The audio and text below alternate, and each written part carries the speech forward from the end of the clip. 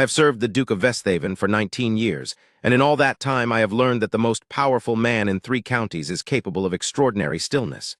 He could stand at the window of his study and watch the frost settle on the lawns without moving for half an hour. He could read a creditor's letter that would have broken lesser men and simply fold it, set it down, and ask me to bring fresh ink. He kept his own counsel. He kept his own heart. And for 8 years he kept a secret so enormous that the weight of it altered the shape of him, though I alone knew why his jaw tightened whenever certain letters arrived from the village, and why, on cold November mornings, he would ride out alone toward the far reaches of the estate without explanation. The secret had a name. It was Mrs. Alara Sutton. I will tell you what I know of it. I was present for nearly all of it, quiet in the corner as a good steward ought to be, and I have carried the particulars with enough care that I believe I can do justice to what happened. What the Duke never could have said himself, not in those early years, and what Mrs. Sutton deserved to know long before she knew it. It began, as so many things in this county began, with a death and a debt. Mr. Sutton, Thomas Sutton, a man of middling station and extravagant habits, died in his 32nd year, leaving behind a young wife, a modest farmhouse on the edge of the village called Whitemere Cottage, and debts that made the estate solicitor go very pale when he read them aloud. Mrs. Sutton was 24. She had been married less than 2 years. She stood in the solicitor's office in a black dress that had belonged to someone else. I know this because the sleeves were a 1/4 inch too long, and she kept folding them back with a composure that struck me, even then, as the composure of a woman who had learned very young that the world would not hold still for her grief. My employer had no reason to be in that solicitor's office. He had ridden into the village on unrelated estate business, and I had accompanied him. He had been about to leave when we heard, through a door left slightly ajar, the solicitor's voice reading the total of Mr. Sutton's debts. The sum was not ruinous by Ducal standards. By the standards of a young widow with no family of means and a farmhouse that would be seized within a fortnight, it was the end of everything. The Duke stood at that door for perhaps 30 seconds. He did not go in. He did not announce himself. He simply listened, and when we walked back out into the November street, he said nothing for a very long time. Then, as we reached the horses, he turned to me and said, "Hartley, that sum." "Yes, Your Grace. See that it is paid." I looked at him. He was already fastening his glove. "Anonymously," he added, "through the parish relief account. I want no connection to it." "May I ask Your Grace's reason?" He mounted his horse. He did not look at me. "She folded her sleeves back," he said, which was not an explanation, and yet it was the only one I ever received. I saw to it that afternoon. The debt was cleared. Whitemere Cottage remained hers, and that I thought was the end of it. It was not. The following January, I discovered that the Duke had arranged, again through an intermediary, for the repair of Whitemere Cottage's roof. The January after that, a modest yearly sum began flowing quietly into the village bank, earmarked for the relief of war widows and women in difficulty, administered by the vicar and weighted, I noticed, to favor women of a particular parish. It was not illegal. It was not even unusual for a great estate to contribute to local relief. But I was the one who managed the accounts. I knew where the weight of it fell. I said nothing. I kept the accounts. I watched the column figures arrive and depart with the same studied neutrality I brought to all of the Duke's business, and I told myself it was not unusual for a man of consequence to support his village's most vulnerable households. It was not unusual. It was also not, in this case, the whole truth. In the 3rd year, I accompanied the Duke to a village assembly. He attended such things rarely and reluctantly, out of obligation to the county rather than any love of assembly rooms. He had once told me that assembly rooms in November smelled of tallow candles and other people's ambitions, and that he attended them because it was expected, and that he left them because he could, and that the span between those 2 points was the precise measure of social obligation in a civilized society. I will not pretend I was not watching him when Mrs. Sutton entered with the vicar's wife. She wore a gown of pale blue, simple in cut, and her dark hair was pinned simply at the nape. She was not the most beautiful woman in the room. She was not the most fashionable. But she moved with a particular quality, a lightness that was not quite joy and not quite grief, but something in between that had made peace with both. And when she laughed at something the vicar's wife said, the sound of it crossed the whole room. The Duke went still. I had seen him still before. This was a different kind. This was the stillness of a man who has been struck somewhere he did not know could be struck, and who is attempting, with all the considerable discipline at his command, not to show it. He did not approach her that evening. He spoke to the assembled county worthies, performed his obligatory 15 minutes of civil conversation, and asked me to call for the carriage a full half-hour before I expected him to. On the ride home, he said nothing. When we reached Westhaven, he went directly to his study, and I heard him there until well past midnight. The parish contributions increased in the 4th year. I will not draw this out into tedium. The Duke's tendencies, once established, moved slowly and with great deliberateness, like glaciers, and narrating them year by year would try any listener's patience. What I will tell you is that over the 8 years that followed Thomas Sutton's death, the Duke of Westhaven maintained his secret with the precision of a man who has decided that a thing is impossible, and therefore it must never be spoken. He had met Mrs. Sutton on perhaps a dozen occasions, in the village, at county assemblies, once at a charity exhibition in the market hall where she had organized the display of local embroideries, and managed a room full of competing opinions with such gentle authority that even old Colonel Petherwick did as she asked. Each time they met, the Duke was perfectly courteous, and she was perfectly composed, and neither of them said anything that the parish register could not have printed without amendment. And each time, on the ride home, the Duke was silent in a particular way that I had come to recognize. He wrote her letters. I knew this because I prepared his writing desk, and I noticed the distinctive cream paper he used for private correspondence appearing with a frequency that his social calendar could not account for. I never read them. I never asked. They went out, I presumed, through an intermediary, the same patient network of quiet service that had cleared her debt and repaired her roof, and kept a steady, modest stream of parish support flowing in the direction of women who had lost everything. Mrs. Sutton did not know. This I was certain of. She had never, not once in the village encounters I had witnessed, looked at the Duke of Westhaven with anything other than the polite attentiveness she gave to any figure of consequence. She was not cold. She was not warm. She was correct and calm, and she clearly had no idea that the most feared man in 3 counties had been standing, quietly, between her and disaster for 8 years. In the 9th year, everything changed. It changed because of a box. I have to explain the box. The Duke kept a locked secretary in the far corner of his study, a piece of furniture he never allowed anyone to open or clean. It contained, I had always assumed, some combination of private correspondence and estate documents he did not wish to be mishandled. In October of the 9th year, while I was overseeing the annual deep cleaning of the study in the Duke's absence, he had ridden to the northern pastures and was not expected back until evening. The desk boy, working on the floorboards near the secretary, knocked the thing with his elbow. It was unlocked. The Duke had apparently forgotten in his departure to turn the key. The boy opened it to check for damage, and out slid a small sheaf of papers. And then, from behind them, a wooden box, plain and plain-lidded, that struck the floor and sprung its clasp and came open. Letters, perhaps 30 of them, in the Duke's own hand, that angular, unsparing script I knew better than my own. Addressed to Mrs. Alara Sutton, Whitemere Cottage, Westhaven Village. And every single one of them unopened, every seal unbroken.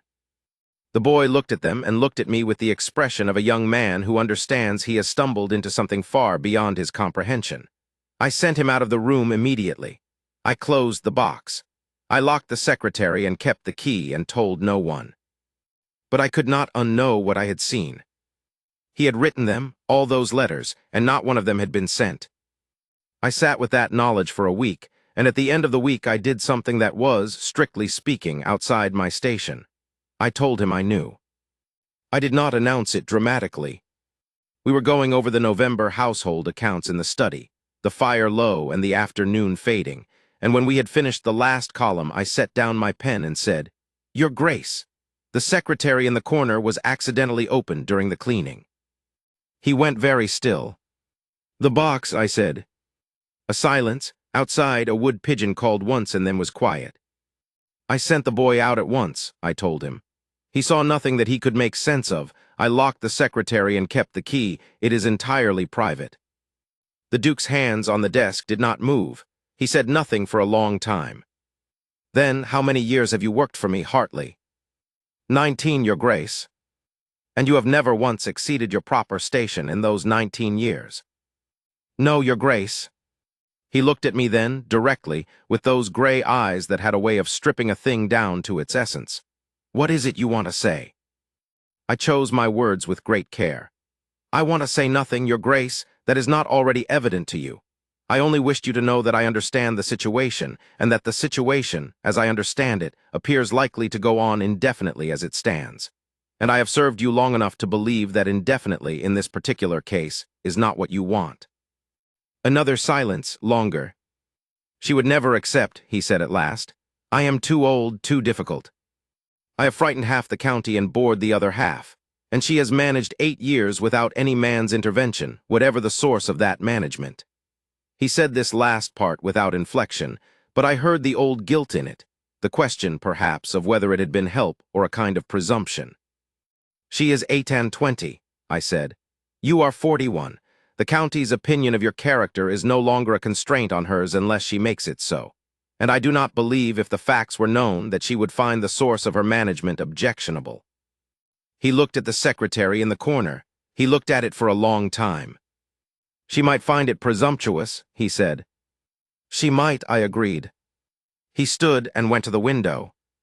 The frost had not come yet, but the evening carried the threat of it, that particular cold clarity that arrives in November and makes the lawns look like glass.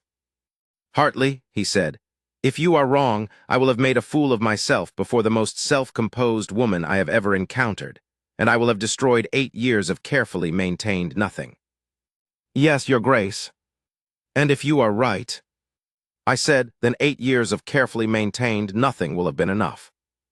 He was quiet for a long moment. Then he said, "Have the horses ready tomorrow morning."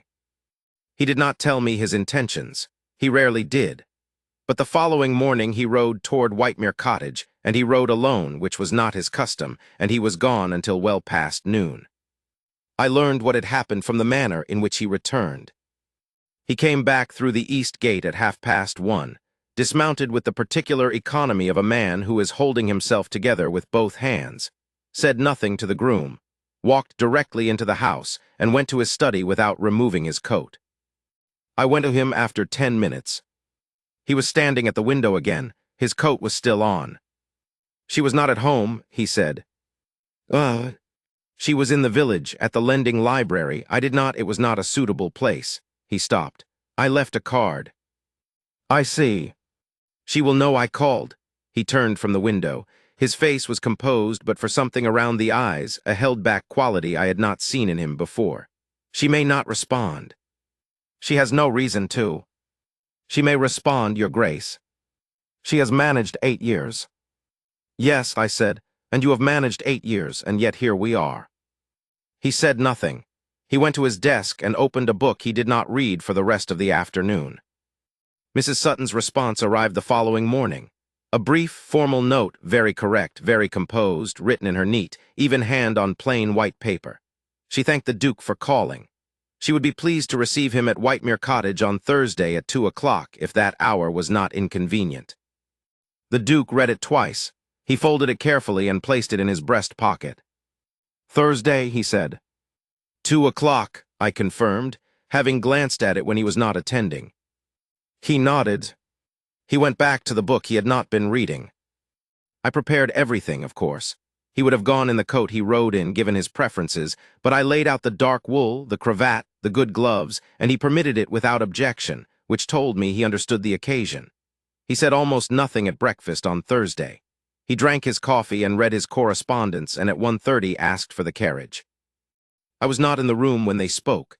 I drove him there, and I waited outside with the horses, and I will not pretend I was not aware of every minute that passed. They were in there for an hour and a half. When he came out, Mrs. Sutton was at the door behind him. I had seen her at county functions, and in the village perhaps a dozen times over the years, but I had never seen her quite like this, standing in the doorway of her own small house, with the November afternoon behind her making the light gold around the edges, looking at the Duke with an expression I could not entirely read. There was something in it that was not quite anger and not quite grief and not quite relief, but that had all three inside it somewhere, stacked, the way things are stacked in a small house where there is not much room. The Duke said something to her very quietly before he descended the steps. She nodded once. He walked to the carriage. He said nothing on the ride home. The lanes were frosted and the light was going, and he sat across from me in the carriage with his hands folded and his eyes on the darkening hedgerows and the particular stillness he kept when something had struck him somewhere the county could not see. I did not speak. I had learned in 19 years the difference between a silence that wanted company and a silence that wanted to be left alone. But when we reached Westhaven and I handed him down, he paused on the steps and said, "She found them, Hartley." I waited. "The letters," he said, "not here." She found them through, she had a cousin in Alderley who received the charitable parcels I arranged through the parish network, and the cousin mentioned the Duke of Westhaven's name, and she is not a woman who leaves a thread unpulled. A very long pause. She had known for 2 years that I was the source. She simply did not know what to do with the knowledge. "And the letters in the secretary?" I asked. He looked at the door of the house for a moment. "Those she did not know about, I told her about them today." "All of them?" I told her there were approximately 30, and that I had written them over 8 years, and that I had not sent a single one because I could not determine whether my sending them would be a kindness or a liberty. He stopped. She asked what was in them. I waited. I told her that in the first one I had attempted to explain why I cleared the debt, and that the explanation had run to 11 pages and still felt insufficient, and that in the rest I had, over time, simply written to her as one might write to someone one trusts completely, about the estate and the county and the frost and what the winter pastures looked like in January, and about nothing consequential, because I had no one else to tell. The November air was very still. The frost was coming. "What did she say?" I asked. The Duke was quiet for a moment. Then, she said she would like to read them. I stood very still. She said she would like to come on Saturday and read them in the library if the library was quiet, and that she would take as long as she needed, and that she would tell me afterward what she thought. He paused. I told her I would have the library fire lit and the good tea brought. Another pause, and then something shifted in his face, the smallest shift, but in 19 years I had learned to read the small shifts. She said that was entirely unnecessary. "And yet your grace will have the fire lit." "Of course I will," he said, and went inside. She came on Saturday. I had the fire lit by 1:30. A good, steady library fire, not the modest coal economy I maintained when the room was unused, but the proper deep-banked warmth that made the shelves glow and the old leather spines soften in the light. I had the good tea brought, the silver pot and the good china that came out for people the Duke wished to make comfortable, and a small plate of almond biscuits I arranged to appear as though they had simply materialized rather than being deliberately placed. I showed her to the library and closed the door and stationed myself outside with absolutely no intention of eavesdropping, which resolution I maintained for about 20 minutes before admitting to myself that I had no way of knowing how this would proceed, and that 20 years of service gave me the right to be anxious on his behalf. The Duke was in his study. He had been attempting to read the same report for 3 hours. I went to the study at 3:30 and said, "Your Grace, Mrs. Sutton has been in the library for 1 hour and 40 minutes. "I know," he said, not looking up. "She has not rung." "I know. Would you like me to?" "No," he turned a page that he had already turned. "Leave her to it, Hartley." I left him to it. I went back to the hallway. The library was quiet except for the occasional soft sound of a page being turned. At 4:30, I heard the library door open. Mrs. Sutton was standing in the hall. She had the box in her hands, the plain wooden box I had put back in the secretary, which I had brought to the library for her that morning as the Duke had instructed. She was holding it the way one holds something that has surprised you with its weight. Her face, that composed, clear face, was not quite composed. There were no tears. There was something I would describe, if pressed, as a long, careful breath finally let go. "Mr. Hartley," she said, because she had always remembered my name, which was not something the gentry always did. "Would you tell the Duke I am finished?" "Of course, ma'am." She held out the box to me. "He may want to keep these." "I believe they are yours, ma'am, if you'll pardon me." She looked at the box for a moment, then she held on to it. I went to the study. The Duke was standing, which meant he had stopped pretending to read at some point in the last hour. I said, "Mrs. Sutton is in the hall, Your Grace." He came out of the study immediately. I will give him that, whatever reserve he kept in ordinary life, he did not make her wait in the hall. She was standing where I had left her, by the tall window that looks out over the south lawn. The afternoon light was going gold and thin. She had the box under one arm, and she was looking out at the frost-stiffened grass with the expression of someone who has been thinking very hard and has arrived, after a long journey, somewhere they did not entirely expect. He came and stood near her, not quite beside her. Neither of them spoke for a moment. Then she said, 11 pages. He said it should have been more. To explain why you cleared a debt, she said, for a widow you had never met. I had seen you once, he said, through a door. She turned to look at him then, fully, the way she looked at things she was trying to understand completely. You wrote that I folded my sleeves back. He said nothing. In the first letter, she said, you wrote that I was standing in the solicitor's office in a borrowed dress with sleeves too long, and that I folded them back, and that you could not stop thinking about it for a week. A pause. It seemed, he said quietly, like something that deserved not to be destroyed. She held the box a little more tightly.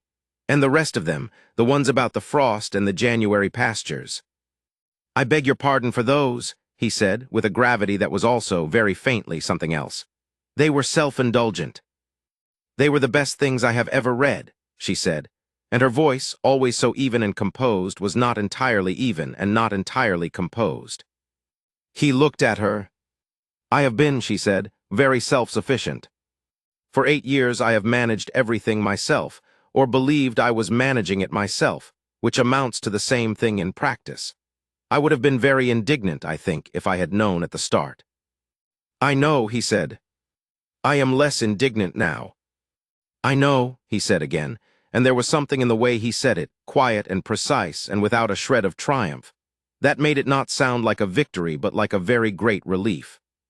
She looked back out at the lawn. The afternoon was going pale at the edges. You could have told me, she said.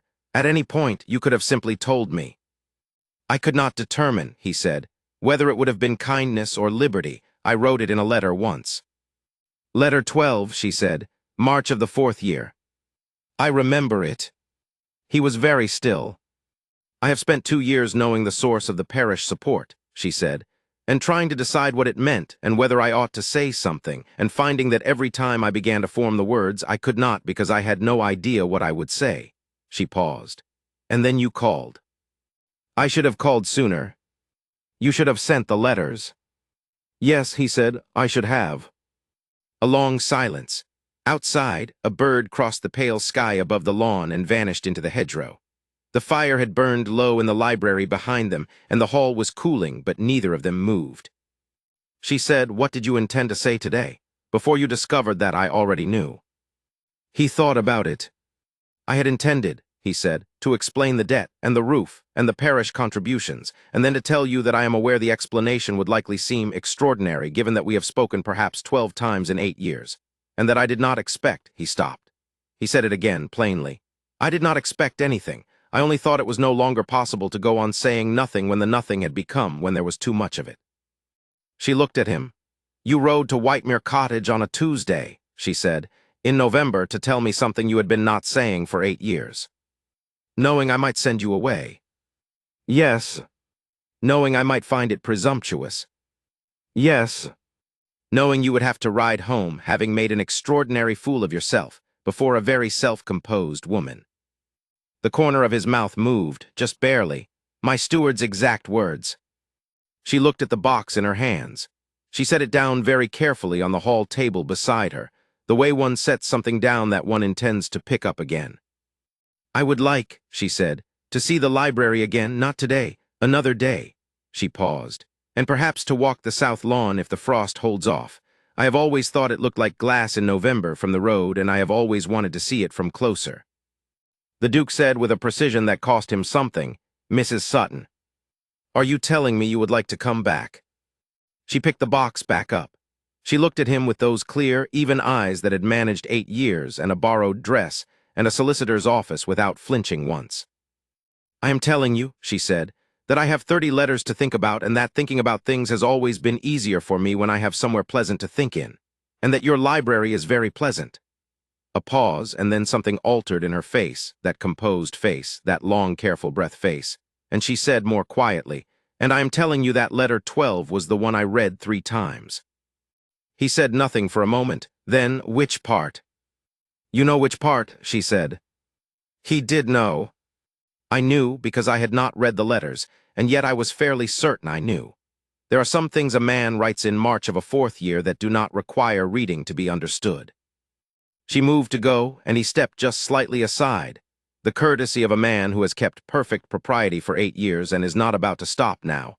And she passed him and went to the door. And I came forward to see her out because that is my function, and I do it regardless of my feelings about the occasion, which were considerable. At the door she turned and said, "Good afternoon, Your Grace." "Good afternoon, Mrs. Sutton," he said. She went down the steps. The carriage was waiting. He had sent to the village for a conveyance because it was not appropriate for her to walk back in the November cold, and she had not objected to this arrangement, which I took as a sign. The carriage rolled away up the drive, and we stood there, the Duke and I, watching it go. The frost was coming. You could feel it in the air the way you feel the turn of a tide, something shifting in the quality of the cold. He stood there for a long time. Then he said heartily, "The south lawn." "Yes, Your Grace." "Have it cleared of debris before Saturday. And tell cook that if we are to have company for tea, the almond biscuits should appear to have materialized rather than been deliberately placed." "Of course, Your Grace." He went inside. I stood on the steps a moment longer, in the November cold, in the precise place where the most feared man in 3 counties had just informed me, in his way, that 8 years of carefully maintained nothing was over. The frost settled on the lawns. The carriage was long gone up the road. I will not tell you how the rest of it went. That is not my story to tell, and besides, I suspect you already know. The self-composed woman came back on Saturday. She came back the Saturday after that. She read in the library and walked the south lawn, which was indeed like glass in the frost, and she and the Duke talked for long stretches in the afternoon in the way of people who have written 30 letters worth of things to each other and are finally saying them aloud. I kept the fires lit. I kept the tea coming. I kept my own counsel, as I always had.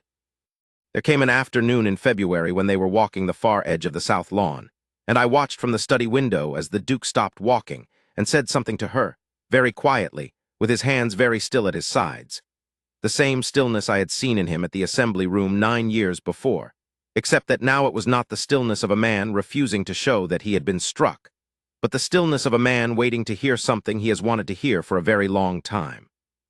She was still for a moment, and then she turned to him, and whatever she said it plainly, without folding her sleeves back or managing anything or holding herself together by the careful deployment of composure. He took her hand. That is all I will tell you. The rest is theirs, and they earned every last word of it. The woman who folded her sleeves back in a borrowed dress, and the man who could not stop thinking about it for a week, and the 30 letters that should have been sent 8 years before, and were instead the truest record of a love that outlasted the silence it had been kept in. I kept the fire lit. I kept the tea coming. I kept my own counsel, as I always had and as I always shall. It is the particular privilege of a long stewardship, to witness the things a man cannot witness himself, and to carry them carefully, and to know when the carrying is over. They were married in the spring, quietly in the village church, with the vicar officiating and approximately 20 people in the pews and a great deal of frost-white blossom on the hedgerows outside the door. She wore a gown of pale cream that was her own, with sleeves precisely the right length. The Duke looked at her throughout the ceremony the way a man looks at a thing he has almost lost too many times to count, and she looked back at him the way a woman looks at something she has decided, after very careful consideration, to trust completely. I kept my own counsel, and I was very glad, in the end, to have exceeded my station.